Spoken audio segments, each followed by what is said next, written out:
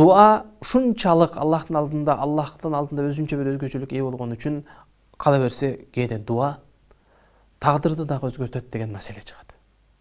Пайгамбар саллаллаху алейхи вассаламдын берекелүү хадистеринен айткан хадистердин негизинде алымдарыбыз чындыгында эле дуа балким тагдырды дагы өзгөртөбү деген суроо жаралган.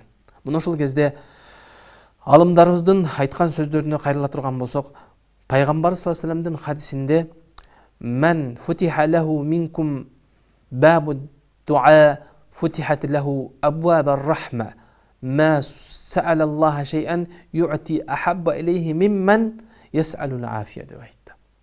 Аллах Таалага Пайгамбарыбыз айтты, силердин кимдир бирөөңөр ал үчүн эгерде дуа эшиги ачылган болсо, анда билгиле ал үчүн чыныгы рахмат, мээрим, ырайым эшиги ачылыптыр деди. Аллах Тааладан эмне сурабагын, Аллах Таала ал сураган нерседен дагы жакшыраак Аллах Таала афия берет деп айткан. Афия деген сөз Аллах Таала кечириминен дагы жогору турган, афу деген сөз бул толук күнөөлөрдү өчүрүү деген сөз. Мына ошондуктан дагы пайгамбарыбызга Айшенебиз эгерде ал Расулуллах мен кадыр түнгө дал келип туш келип калсам, кайсы дуаны айтайын деген кезде пайгамбарыбыз Аллахумма иннака афуун тухиббул афва афу анни деген дуаны айттың деди. Аллахым сен кечиримдүүлүктү сүйөсүн, жакшы көрөсүн. Аллахым мени кечиргин деген дуаны айткан деди. Афу ал-гуфран истигфардан эмне айырмасы бар десе, Аллах Таалага сиз менен биз истигфар айткан кезде ал-гафур сыфаты менен Аллах Таала сиздин күнөөлөрүңүздү жашырып коет дейт. Ал эми афу сыфаты менен Аллах Таала ошол күнөөлөрдү толугу менен өчүрүп коет деп айткан. Мына ошондуктан дагы Аллах Таалага дуа кылган кезде Аллах Таалага жалынып жалбарып афу сыфаты менен дуа кылуу дуалардын кабыл болуп турган бир белгиси.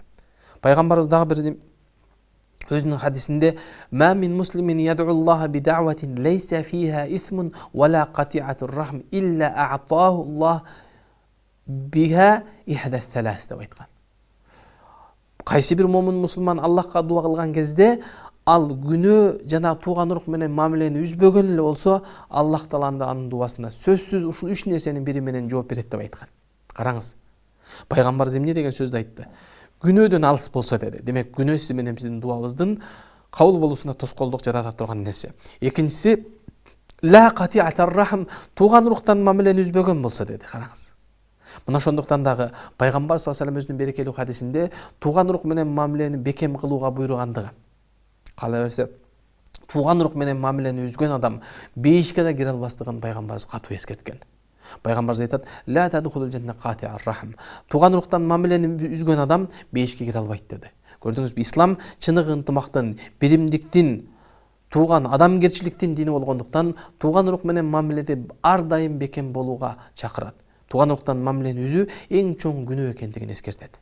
Пайгамбарыбыз дагы бир башка хадисте бир момун мусулман экинчи момун мусулман адамга капалашса, араздашса, 3 күндөн ашык капалануу, араздашуу арам деп айткан. Пайгамбарыбыз алардын жакшысы биринчи келип кечирим сурап, ал мамилени оңдоп түздөгөнү алардын жакшысы деп айткан. Караңыз, 3 күндөн ашык деди. Себеби пайгамбар башка бир хадисте 3 күндөн ашык араздашкан адамдын амалдары асманга көтөрүлбөй калат деп айткан.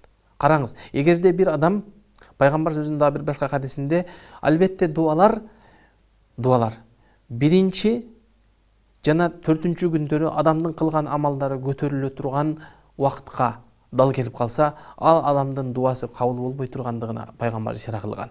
Себеби дегенде амалдар биринчи жана 4-үнчү күнү Аллахка көтөрүлөт. Мына ошол кезде адам араздашкан адам болсо, 3 күндөн ашык араздашуу арам деди. Караңыз, биринчи күнү араздашкан болсо, экинчи күнү, 3-үнчү күнү, арадан уже 2 күн өткөндөн кийин 3-үнчү күнү ал кайрадан жарашсын деди. Ынтымакка келсин деди. Себеби 3-үнчү күнү амалдары көтөрүлбөй калат деп айтты. Дуалар асманга көтөрүлбөй калат деп айткан. Демек, сиз менен бизден 3 күндөн ашык араздашуу, сиз менен бизден өзүбүзгө гана өзүбүз кылган зулум болуп калат. Кек кылып аткандыгыбыз, биз ошондой бир өчөшүп аткандыгыбыз, өзүбүзгө өзүбүз гана зыян кылып аткандыгыбыз. Мына ошондуктан пайгамбарыбыз алардын жакшысы келип биринчи кечирим сурап, биринчи жарашып элдешкени деп айтты.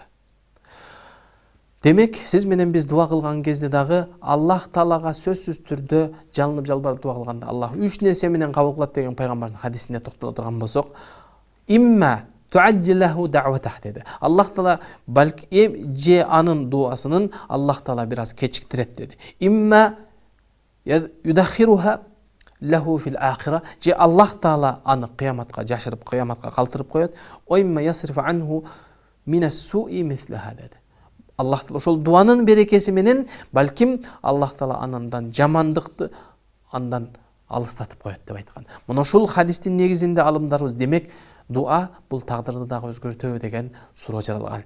Алымдарыбыздын көптөгөн талкуулардан кийин, көптөгөн алымдарыбыздын ой пикирлеринен кийин тагдырды кантип өзгөртөт? Тагдыр асман менен жер жаралгандыктан алдын 50 миң жыл мурун жаралган болсо кантип өзгөртөт деген кезде алымдарыбыз айтат, дуа кылган адамдын Аллах Таала ошол жалынып жалбарып дуа кылгандыгы үчүн анын чындап эле тагдырын өзгөртөт деп айткан. Кээ бир алымдарыбыз болсо, жок, анын тагдыры жазылган өзгөртпөйт, бирок ошол тагдырын өзгөрүп, тагдырдагы жазылган өзгөрүүсүнө ошол дуаны себепчи кылып, анын жакшылыкка жетүүсүнө Аллах Таала шарт түзүп берет деп айткан.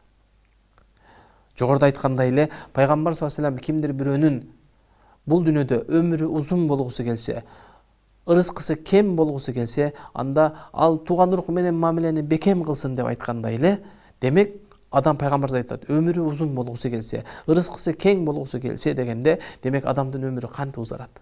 Тагдырда өлчөнгөн, жазылган болсо, Аллахул Махфузда bundan асман менен жер жаралган 50 миң жыл мурун жазылган болсо кантип өзгөртөт десе, Аллах Таала ошол адамдын өмүрүнө, жашоосуна береке берип коет деп айткан.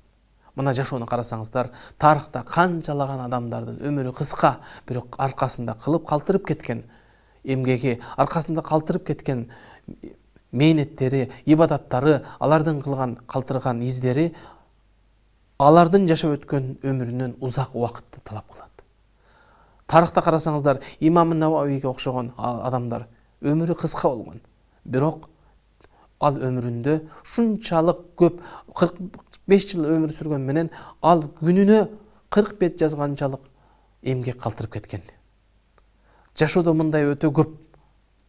Эми карап көрсөңүздөр, демек жашоого береке берүү бул Аллах Таала тарабынан бериле турган чоң бир сыйлык экендигинде. Мына өзүбүздүн замандаш эле өткөн чубак ажыбыздын дагы аз убакыт бирок саз жашагандыгында, аз убакытка карабастан ушунчалык көп аркасында из калтырып, аркасында ушунчалык жалпы биз үммөт үчүн, анын ичинде Кыргызстан үчүн кылып кеткен эмгегин Кудай Таалам кабыл кылган болсун деп артынан дуа гана кылабыз. Мына ошондуктан да Аллах Таала убакытка береке берсе, өмүрүңүзгө береке берсе, анда Аллах Таала көптөгөн ийгиликке жетүүгө мүмкүнчүлүк болот. Ал эми ошол убакыттын, ошол өмүрдүн берекесин дуа менен гана, Аллах Таалага тууган урук менен мамилени бекемдөө менен өмүрүңүзгө береке, ырыскы бере турган мүмкүнчүлүк бар. Андан кийин сиз менен биз бул дуа кылуудагы чындыгында Аллах Тааладан көптөгөн жалынып жалбарып сураган кезде ата-энеге жакшылык кылуу, ата-энеге ырайым кылуу, кызмат кылуу, батасын алуу, алардын ыраазылыгын алуудагы Аллах Таала сиз менен биздин өмүрүбүздү узарта турган, Аллах Таала сиз менен биздин алардын дуасынын берекеси менен Аллах Таала сиз менен биздин жашообузга береке бере турган дагы бир маселе турат. Мына ошондуктан дагы шариятыбызда Аллахтын ыраазылыгы бул Аллахтын ыраазылыгы, ата-эненин ыраазылыгы бул Аллахтын ыраазылыгы, ата-эненин наразылыгы бул Аллахтын наразылыгы деген ушундай бир нагыз сөз бар. Демек сиз менен биз дайым Аллахка жалынып жалбарып, ата-энени ыраазылык кылуу дагы исламдагы эң чоң бактылуу нерселерден бири. Демек сиз менен биздин жашоодогу бактылуу, бактысыздыгыбызды Аллах Таалага жалынып жалбарып дуа кылуу менен өзгөртүп алуу чоң бир мүмкүнчүлүгү турат. Мына ошондуктан дагы илгерки мурунку өткөн улуу адамдардын жашоосунда дагы карасаңыздар, яра бa'd салаф ва ан Умар айдан кана якул дейт.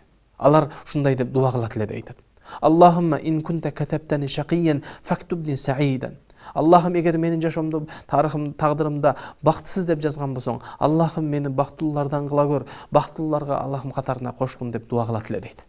Инна Аллаха таала кал, чындыгында Аллах Таала ушундай, ямхуллаха ма яша ва юсбиту ва индаху уммул китаб деп айткан. Аллах Таала чындыгында өзү каалаган нерселерди Аллах Таала өчүрөт, каалаган нерселерди Аллах Таала бекемдеп коет. Себеби дегенде Аллахтын алдында Лаухул Махфузда тагдыр жазылган китеп Аллахтын колунда деп айткан. Мына ошондуктан дагы пайгамбарыбыз саллаллаху алейхи ва салламдан сахабалардын суроосунда пайгамбар саллаллаху алейхи ва саллям ар бириңер силер бактылуу бакытсыздыгы бардыгы тагдырда жазылган деген кезде анда биз эмнеге кантип эмнеге амал кылабыз? Фабима амал деди. Эмнеге амал кылышыбыз керек? Амал кылсак да кылбасак да тагдырыбызда бакытсыз деп жазылып калган болсочу деген кезде пайгамбарыбыз ушундай деп жооп берди. И'малу фа куллу муяссарун лима хулика лаху деди. Силер аракет кылгыла, ибадат кылгыла, жалынып жалбарып дуа кыла бергиле, Аллах Таала ар бири өзү жаралган нерсесини жеңилдеттирип коет деп айтты.